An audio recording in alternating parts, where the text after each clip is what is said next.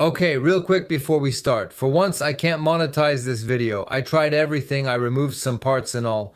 There's no reason, I just can't, so no money from this. It bothers me a bit, but what really bothers me is that usually non-monetized videos end up even more forgotten. So if you enjoy this video, just to spite them, I'd really appreciate it if you shared it, commented on it, and gave it a like. And for those who want to support me, feel free to go to Typee. There you go, just to tell them, go screw yourselves.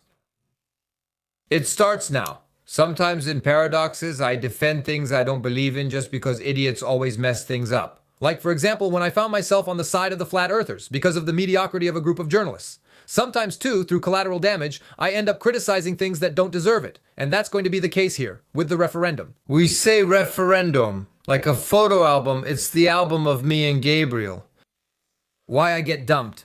The referendum, when used properly, can be a great democratic tool, but there are a few rules to follow. For example, don't put it in the hands of an idiot.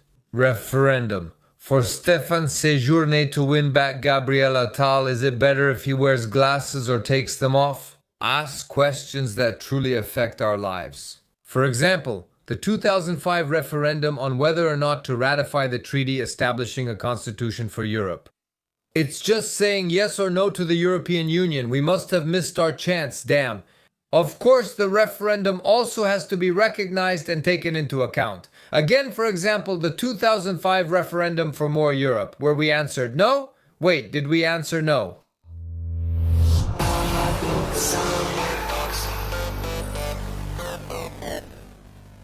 A slim majority, a meager turnout of 5.68%, with only about 78,000 voters out of 1.3 million Parisians called to vote. Paris City Hall held a referendum on Sunday, February 4, 2024, with the question, for or against creating a specific parking fee for heavy, bulky, and polluting private cars. Maybe not such an important question, but still, every question deserves to be asked. Out of respect for those who go out to vote, usually, we avoid trivial matters that only interest part of the population.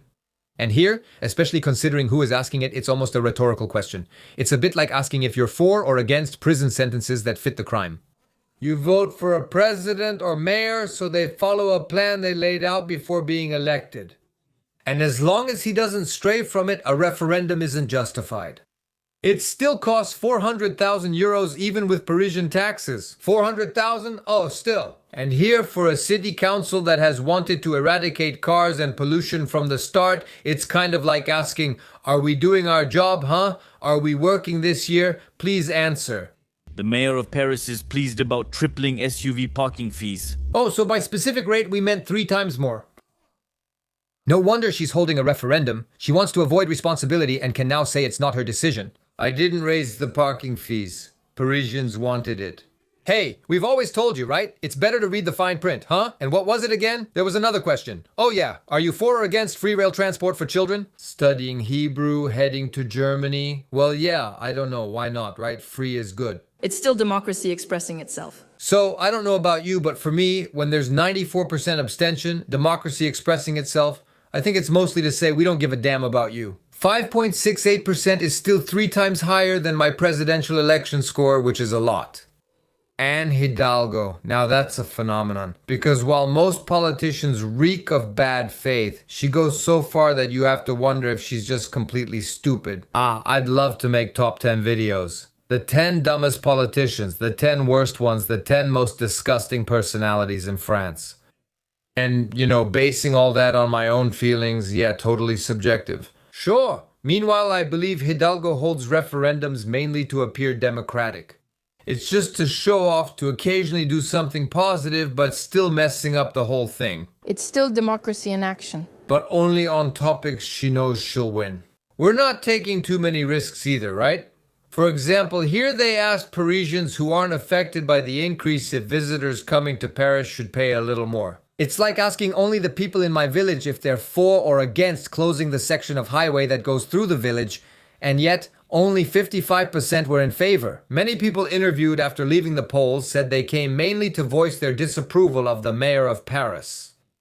Soon she'll ask if you want nice weather. People will say no, we prefer rain if you just stay quiet. You know, in a country where the parliament doesn't debate anymore, where we're still waiting for a government that hasn't been formed for several weeks now. That's just 2024 politics. Others do worse when we do better.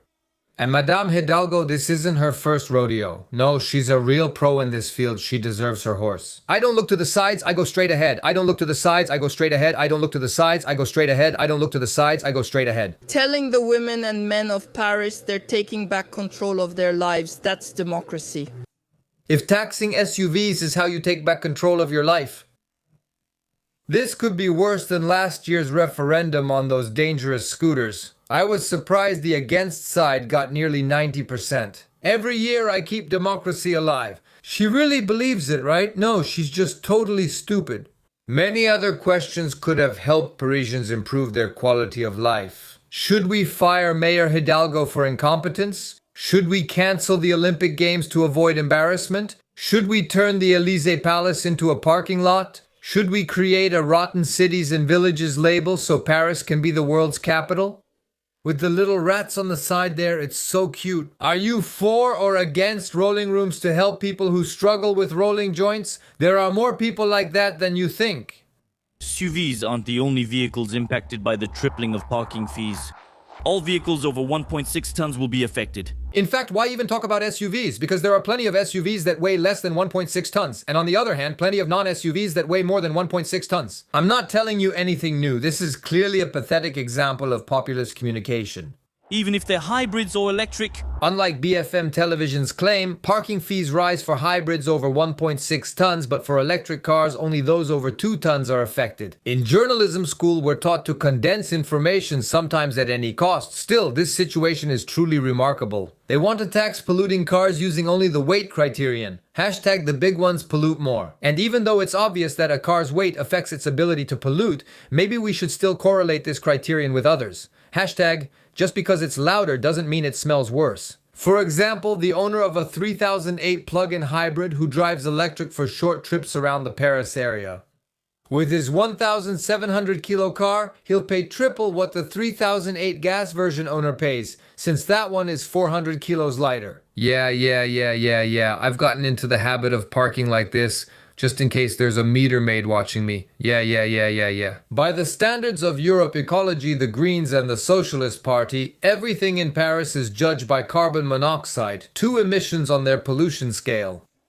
That's ridiculous. Environmentalists claim electric cars never cause any pollution. Oh, but don't even mention cobalt and lithium extraction to them, and even less the carbon monoxide, 2 emissions during the manufacturing of their little electric cars. Oh no. For the organic hipsters, out of sight, out of mind. Asia, Africa, no thanks. You'll pay 12 euros per hour near the Ring Road and 18 in central districts. A new pricing system splitting Parisians. 255 euros for 6 hours. It's another world. When you live or work in Paris, to keep your sanity, you have to be able to let go of all logic and resign yourself instantly. Property taxes up 52%. Wait, what?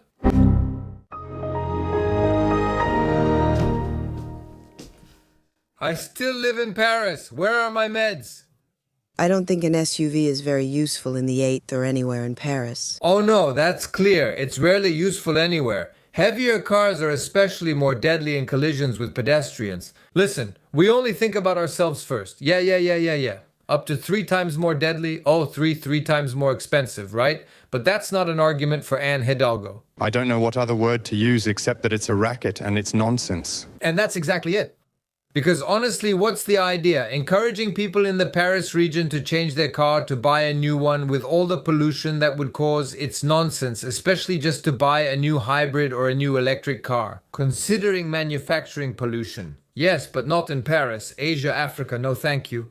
This constant cognitive dissonance must make some people schizophrenic. A Porsche Carrera owner, the car will weigh 1.5 tons and it won't be taxed more, whereas a family vehicle will be. Ultimately, they'll pay much more. If you're an older guy showing off a Porsche Carrera in the capital, that's fine. But if you have the misfortune of taking 6 kids to the museum in your 3008 hybrid, oh no, bam, 255 euros. Hey! Yeah, right. Luckily you came during Heritage Days. That'll make up for it a little. I can't see to the sides. I'm stupid. I can't see to the sides. I'm stupid. Besides, maybe it's someone who bought this car because she couldn't drive her little diesel into Paris anymore. Yeah, and the government really encouraged her to get an electric or a hybrid.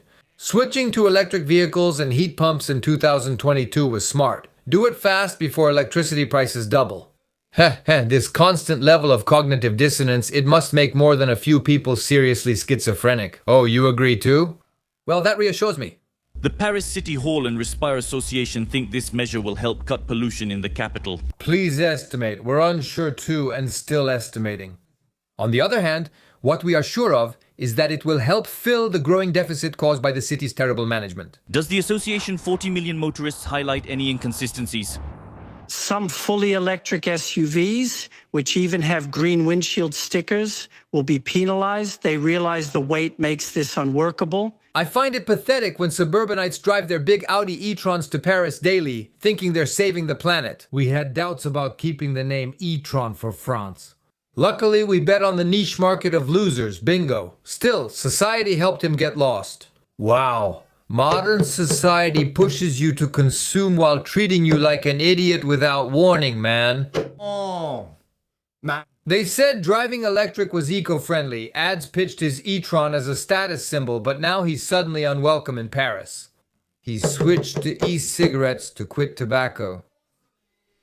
I might give it a try because I don't know how to drive, man. The thing is, he got screwed over twice. First, by being sold a 2.5-ton car that he'll have to drive for well over 100,000 kilometers. Just to become less polluting, in terms of carbon monoxide, 2 only than with his old small diesel. Because yes, during manufacturing, electric cars emit much more carbon monoxide, too, so you have to drive a lot to make up for it. Basically, the more you drive, the less you pollute. Looking at it per kilometer makes no sense. That's obvious. If it's lithium or batteries, we don't think about it. That's only because we French have clean nuclear-generated electricity. For the Germans or the Americans who use coal, even if they drive thousands of kilometers with their e-tron, they'll still be more polluting than with any diesel. We made fun of them, but his car is just a 3-year lease. After that, someone else gets the benefit of the non-polluting vehicle. Paris is fine with him as an Airbnb guest, but doesn't want him living there otherwise. When it comes to parking, yes, it's all about money. These new rates will impact about 900,000 vehicles in the Île-de-France region. So, in conclusion, Tear down the Élysée to make a parking lot. no! It's definitely a great idea, especially with today's parking prices. Maybe we can finally make the place useful and profitable. Demolish the Élysée for a parking lot. No, but stop. Make a song if you want, but that's not the point. Okay. Imagine a futuristic city with perfect features, concealing anything unattractive, natural, or unpleasant beyond its walls. Life is completely artificial. Time goes by, and nature has long since disappeared. Maybe that's Hidalgo's plan to make Paris a capital disconnected from reality, like in the most dystopian science fiction. These are real trees. Before, they used to grow everywhere. This movie is the Lorax, and I worry Hidalgo might actually be basing things on it. Given all the trees she's cutting and her haircut. See what he's up to. Like the villain. Same face, but jokes aside, truly wanting Paris to have its queen again. A beautiful queen with a lovely voice sings Let It Go. You voted for me. Hence the constant introduction of new taxes for the subjects of the fortified city, but also for all the inhabitants of the kingdom. We have to deliver food daily, but they don't want our tractor anywhere near them. To file complaints, we must take a 4x4 and pay $255 for 6 hours. Some dreamers view Anne Hidalgo's efforts as a sweet utopia. There are some. Well, not many, but there are some, unfortunately. She's useless, incompetent, terrible. Ooh, referendum or not, Paris will get only what it chose. A vision of French decline, a decade early, a capital soon even hopeless romantics may abandon. Long before the day when the last museum gives way to a shooting gallery. I'm fine as long as I sit on the trash, syringes, and rats. We know it now, Paris is the dirtiest capital in Europe. Oh yes, they voted. But it's also trying to become the nerve center of selfish people, led by the Queen Mother. And the queen will only truly be queen if she gets rid of the little king who's overshadowing her. That's why I really like the other bearded guy's plan. No, the other one. Oh yeah, I see, yeah. Hey, you know that would boost your show's ratings? Tear down the Elysee to make a parking lot. Tear down the Elysee to make a parking lot. Tear down the Elysee to make a parking lot. Demolish the Elysee for parking. Tear down the Elysee to make a parking lot. Tear down the Elysee to make a parking lot.